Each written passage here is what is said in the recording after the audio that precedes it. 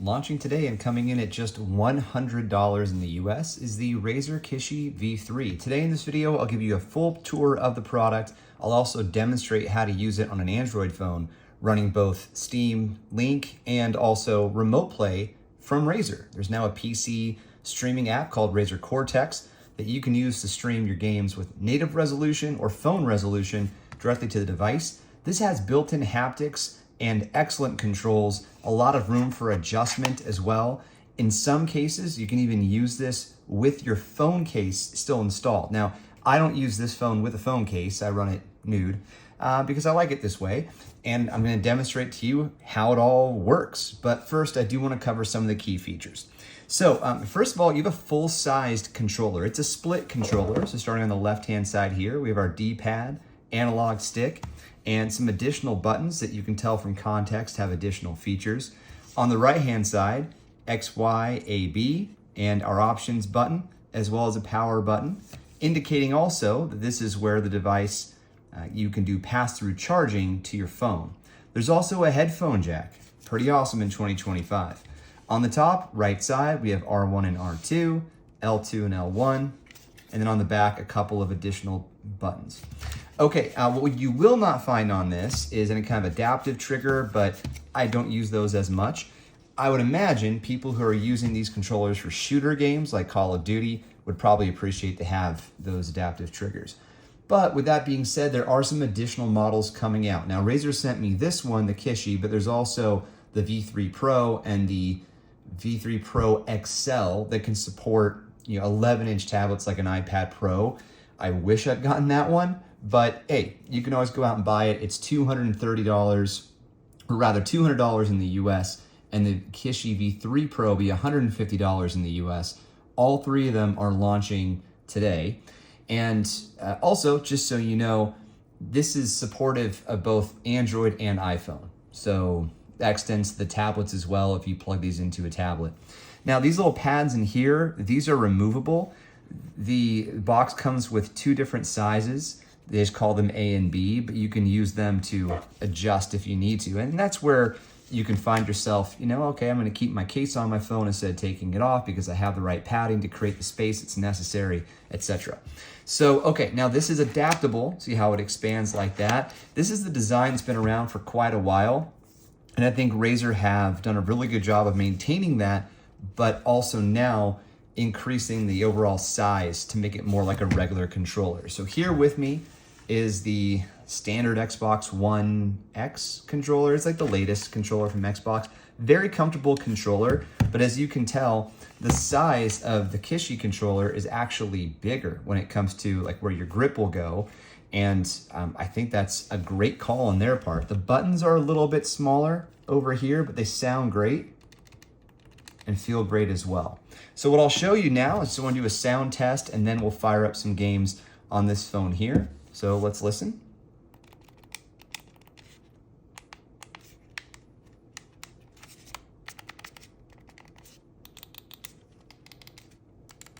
So we have a nice spread of cushy button presses that are low travel, clicky presses, and the trigger length, I wish I knew it offhand.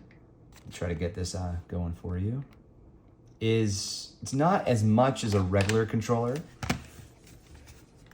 Let's see it side by side. Yeah, not as quite as much travel, but still some. So I think if you're an FPS fan, you might want to consider remapping to the rear buttons, which are very clicky and low travel.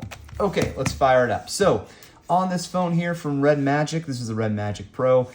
I have the Razer Remote Play app, Steam Link. I also started messing around with Xbox, but I don't have an Xbox console. I was hoping for some cloud streaming.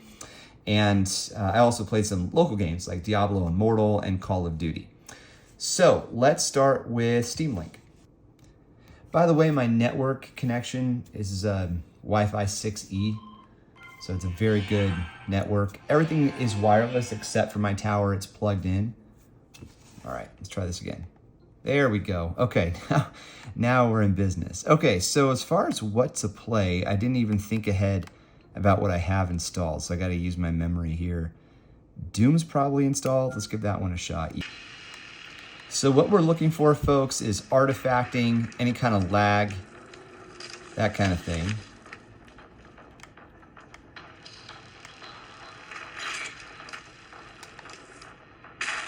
Here we go.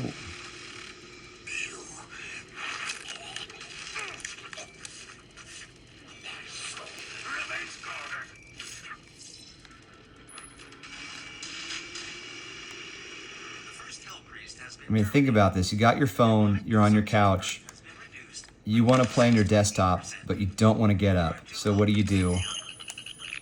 You run over here. All right, what am I missing? You can see my mouse cursor, it's hilarious.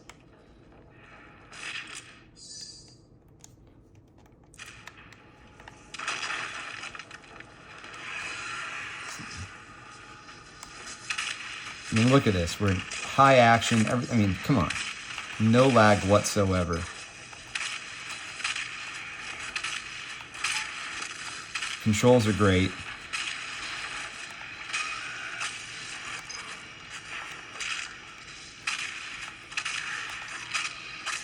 Awesome.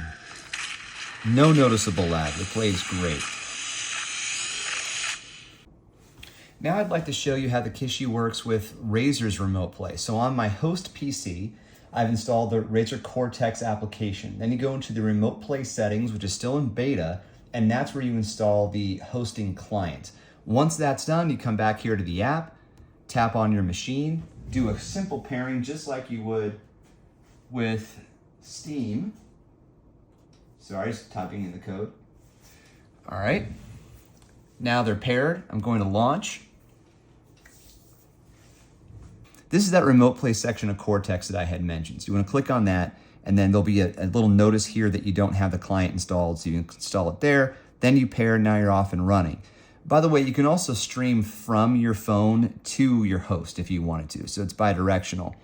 Now, as far as games go, if I click on library, here they are, excellent. I see a bunch of games installed, so that's a good sign. So let's go ahead and play some Doom Eternal.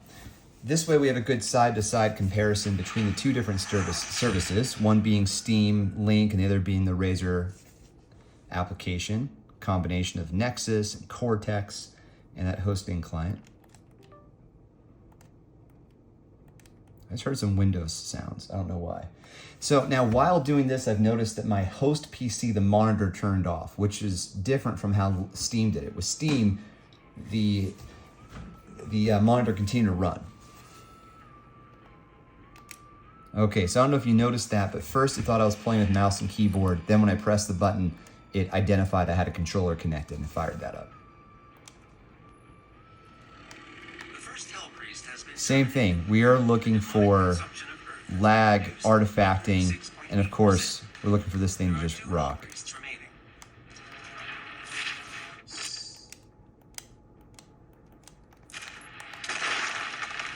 This is smooth as butter.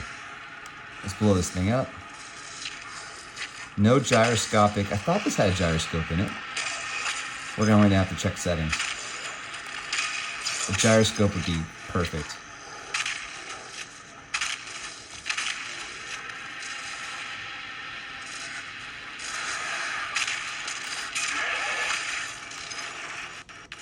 Okay, little chops, still in beta.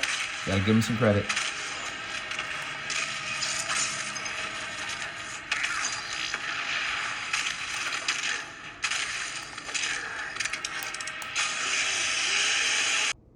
Now, the next thing I want to show you in more detail is the Razer Nexus application, so you get an idea of, what's going on behind the scenes. So here are a list of games that are installed, and that includes applications it's compatible with, such as Steam Link.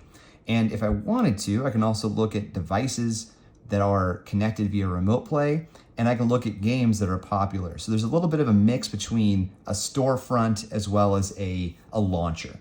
Now, you can go to your launcher settings, you can do some live streaming settings, and this, of course, is where you log into your Razer.